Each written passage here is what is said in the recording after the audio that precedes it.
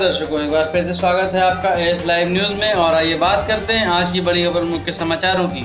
लेकिन उससे पहले अगर आप हमारे चैनल पर नए हैं तो हमारे चैनल को सब्सक्राइब करना ना भूलें और साथ ही साथ बेल आइकन जरूर प्रेस करें ताकि हमारे आने वाले सभी वीडियोज़ की नोटिफिकेशंस आपको मिलते रहें। आइए बात करते हैं देश की पहली बड़ी खबर की। तो मैं पहली बड़ी खबर ये मिल रही है कि कोरोना की दूसरी लहर के बाद हर्ड इम्यूनिटी की तरफ बढ़ रहा है भारत। क्या कहते हैं इस बारे में एक्सपर्ट्स।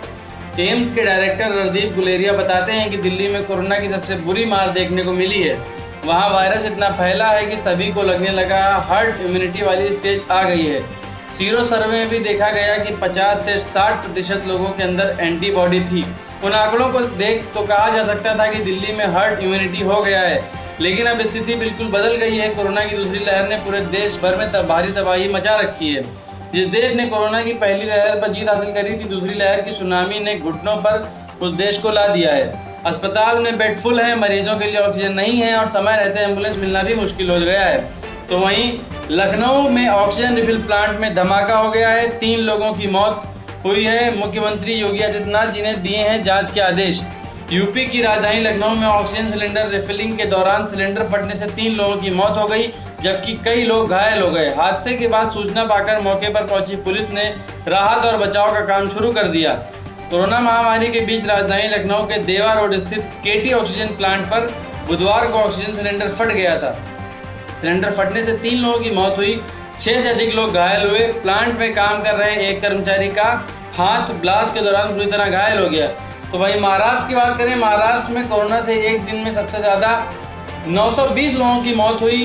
तो वहीं 57,000 से ज़्यादा नए मामले सामने आए हैं। शहरवार बात करें तो महाराष्ट्र में कोरोना के सबसे ज़्यादा 9,084 केस पूरे शहर में आए हैं और 93 लोगों की मौत यहाँ पिछले 24 घंटे में हुई है।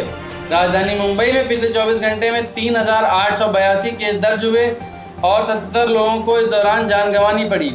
विदर्भ रीजन के शहर नागपुर में 4,433 केस सामने आए, जबकि 57 लोगों की मौत भी हुई। इसी तरह नासिक में बीते 24 घंटे में 3,767 केस सामने आए और 101 लोगों की मौत हुई। देश में पिछले 24 घंटे के दौरान सामने आए कोरोना वायरस संक्रमण के 3,82,315 नए मामलों में से 71% मामले महाराष्ट्र, उत्तर प्रदेश और दिल्ली समेत 10 राज्यों से आए हैं। तो वहीं बंगाल में शपथ लेते ही ममता बनर्जी ने कोविड पर कंट्रोल के लिए लगाई हैं पाबंदियां। ममता बनर्जी ने घोषणा की है कि पश्चिम बंगाल में संपूर्ण लॉकडाउन नहीं लगेगा। हालांकि लोकल ट्रेन्स को पूरी तरीके से सस्पेंड कर दिया गया है। इमरजेंसी और ज़रूरी सेवाओं को प्रतिबंध से परे रखा गया है। तो आइए जानते हैं क्या है नए प्रतिबंध। ममता बनर्जी ने घोषणा की कि राज्य में संपूर्ण लॉकडाउन नहीं रहेगा, लेकिन सामाजिक राजनीतिक सभाओं पर रोक लगाई गई है। तो वहीं गुरुवार से लोकल ट्रेनें नहीं चलेंगी। दुकानें सुबह 7 से 10 बजे तक और शाम को 5 बजे से 7 बजे तक ही खुली रहेंगी। ज्वेलरी की दुकानें दिन में 12 बजे से दोपहर 3 बजे तक ही खुलेंगी। प्राइवेट सेक्टरों में 50% कर्मचारियों की क्षमता के साथ काम होगा। बंगाल में आने वाली सभी फ्लाइट्स में से कोई भी नेगेटिव RT-PCR रिपोर्ट के बिना नहीं आ सकेगा। क्वारंटीन फैसिलिटी एयरपोर्ट अथॉरिटीज़ को देखना होगा। वहीं लंबी दूरी से आ रही ट्रेनों और अंतर्राज्यीय बसों में आने वाले यात्रियों को नेगेटिव RT-PCR टेस्ट रिपोर्ट दिखानी होगी। तो वहीं कोरोना की तीसरी लहर को टाला नहीं जा सकता। सरकार के वैज्ञानिक सलाहकार ने दी है ये चेतावनी। देश में कोरोना के मामले में आई तेजी बीच सरकार के वैज्ञानिक सलाहकार ने एक और चेतावनी जारी की है। उन्होंने कहा है कि देश में कोरोना की तीसरी लहर को टाला नहीं जा सकता है। डॉक्टर के विजय राघवन ने ब्रीफिंग के दौरान कहा कि नए स्ट्रेन का मुकाबला करने के लिए वैक्सीन को अपडेट करने की जरूरत होगी। इसके साथ ही टीकाकरण कार्यक्रम को गति भी देनी होगी। भारत में कोरोना संक्रमण के चलते अस्पतालों में मरीजों की भीड़ बढ़ती जा रही है और बड़ी संख्या में लोगों को इसके कारण अपनी जान गंवानी पड़ रही है। उन्होंने कहा कि जिस उच्च स्तर पर कोरोना वायरस फैल रहा है, उसे देखते हुए कोरोना लहर तीसरा चरण टाला नहीं जा सकता। हालांकि यह स्पष्ट नहीं है कि तीसरा चरण कब आएगा, लेकिन हमें तीसरी लहर को लेकर सचेत रहना होगा। वैक्सीन को अपग्रेड किए जाने पर निगरानी रखने की ज़रूरत है। तो वहीं बंगाल हिंसा के बारे में बात करें कि सीएम पद की शपथ के बाद छोटी बहन ममता बनर्जी को राज्यपाल ने दिया सीधा संदेश। बंगाल विधानसभा चुनाव में प्रचंड जीत के बाद टीएमसी सुप्रीमो ममता बनर्जी ने लगातार तीसरी बार मुख्यमंत्री के तौर पर बुधवार को शपथ ली है।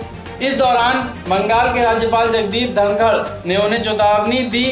चुनावी नतीजों के बाद हुई हिंसा को लेकर सीधा संदेश दिया है। राज्यपाल जगदीप धनखड़ ने कहा कि उम्मीद है मुख्यमंत्री कानून व्यवस्था बहाल करने के लिए तत्काल कदम उठाएंगी। मुझे यह भी उम्मीद है कि मेरी छोटी बहन मुख्यमंत्री मौजूदा हालात पर बेहद तरीके से कार्रवाई करेंगी। आपको पक्षपातपूर्ण हितों से ऊपर उठना होगा। मुझे यकीन है कि आप एक नया शासन पैटर्न लिखेंगी। तो वहीं आरबीआई ने दी राहत, लाई नई लोन मैरिटोरियम स्कीम, इन्हें मिलेगा फायदा। रिजर्व बैंक ऑफ इंडिया ने कोरोना की दूसरी लहर से आर्थिक मोर्चे पर जूझ रहे छोटे व्यापारियों को राहत देने के लिए बुधवार को अहम घोषणा की है। केंद्रीय बैंक ने अपनी one time loan restructuring plan को फिर से खोल दिया है। आरबीआई ने 25 करोड़ रुपए तक कर्ज देने वाले व्यक्तिगत छोटे उधारकर्ताओं को ऋण के पुनर्गठन यानी लोन रिस्ट्रक्चरिंग का दूसरा मौका दिया है। ऐसे बिजनेस जिन्होंने पहले फ्रेमवर्क के तहत इसका फायदा नहीं उठाया था, जो अब वो इस योजना का फायदा उठा सकते हैं।